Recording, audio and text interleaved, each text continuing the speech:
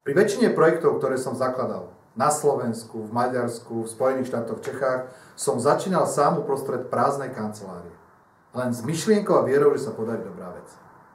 Tým, že kandidujem na prezidenta ako nezávislý kandidát, ako občiansky kandidát, tak za sebou nemám vôbec žiadnu politickú stranu, žiaden stranický aparát. Ale som veľmi rád, že som si zvolil takúto cestu. Nie som totiž tradičný politik, ktorý sa pohybuje po slovenskej politike 5, 10 alebo 15 rokov. Nemusím skladať účty nikomu, iba občanom. Kampaň si totiž platím sám, zo svojich peňazí a tak nikdy nebudem musieť byť predĺženou rukou nejakých sponzorov. Na druhej strane, ale takáto pozícia pre kandidáta má aj svoje nevýhody. Keď za vami nestojí strana, alebo oligarch, alebo médium, keď nemáte také tie väzby ako tradiční politici, je to o to ťažšia pozícia.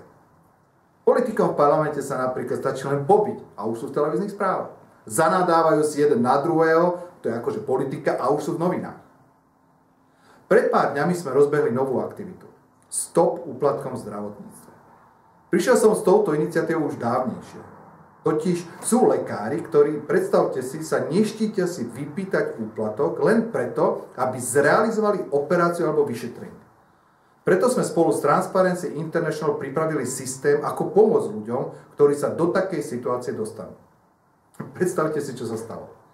Tento týždeň SBS-ka v jednej bratislavskej nemocnici, podotýkam, v štátnej nemocnici, vyhnala pani rozdávajúci propagačné letáky o tomto projekte. Ona ju ale nevyhnala znútra nemocnice, hoci aj tam by podľa mňa mohla byť, ona ju vyhnala z verejného priestranstva pred nemocnicou, zo zastávky MHD. Takže tak, namiesto toho, aby štát podporil aktivitu proti korupcii, tak našu milú pani proste jednoducho odohnal.